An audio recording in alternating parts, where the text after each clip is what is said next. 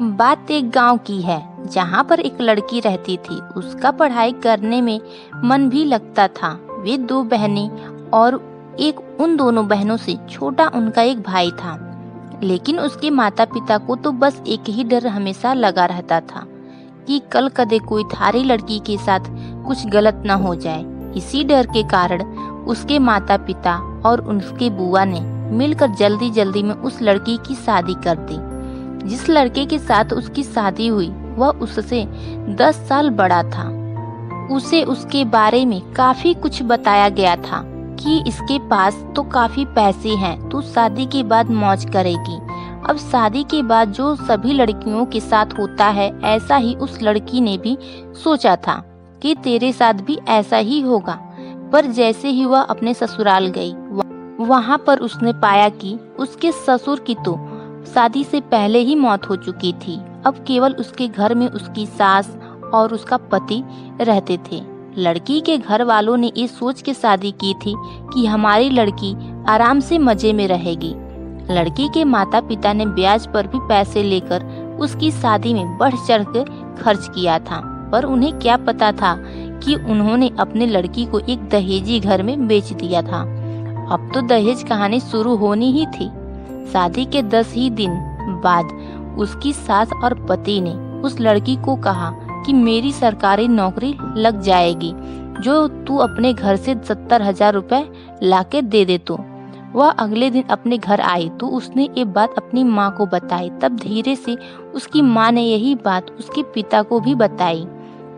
उसके पिता ने सोचा कोई बात नहीं, अपनी बेटी को ही तो देने हैं। उसके पिता ने कहा कि बेटी ले जा, कोई बात नहीं। अब पैसे लड़के के घर पहुंचने पर कुछ दिन तो वे सभी उससे प्यार करने लगे। जैसे ही वे पैसे खत्म हुए तभी उन्होंने अपना गिरगिट की तरह फिर से रूप बदलना शुरू किया।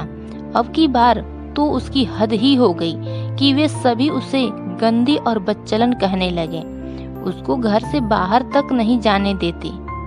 अभी 3 ही महीने हुए थे उसकी शादी को, तो तभी उसकी सास भी चल बसी। बस फिर क्या था, अब तो और भी उसकी लड़की के साथ ज्यादा गलत होना शुरू हो गया। उसका पति जब भी घर से बाहर जाता तो वह हर घर की चीजों को ताला लगा के और उसको एक कमरे में बंद करके जाने लगा। वह जब भी कुछ बात कहती तो वह उसकी पिटाई भी कर देता। इसके कारण वह डरती और कुछ नहीं बोलती थी और न ही उसे कभी फोन मिलता कि वह अपने घर वालों से तो बात कर ले। जब भी वह कहती तो उसे यही बात सुनने को मिलती कि मेरे फोन में पैसे नहीं हैं। अभी उसकी शादी को 6 ही महीने हुए थे तो एक दिन उस लड़की का पिता उसके गांव से कहीं जा रहा था तो उसने सोचा क्यों न अपनी बेटी से मिलता चलूं। तो तब उसे सच्चाई का पता चला तो वह उसी समय अपनी बेटी की यह दशा देखकर रोते हुए उसे वापस अपने घर ले आया। घर पर आने के बाद उसने अपनी बेटी से सारी बातें पूछी। उसने फिर वहां पर लड़के के गांव में पंचायत भी की।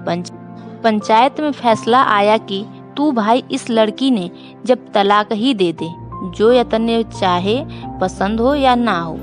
उसने वो भी मानने से इनकार कर दिया। अब वह लड़की अपने माता पिता के पास रहकर 12वीं क्लास में पढ़ाई के साथ साथ कंप्यूटर भी सीख रही थी और अपनी पिछली जिंदगी को भूलने की कोशिश करती है। पर लेकिन कोई न कोई उसे फिर से उस जिंदगी की याद दिला देता है जिससे उसकी रूह कांप जाती है। आपको ये वीडियो या कहानी कैसा लगा हमें कमेंट करके जरूर बताएं।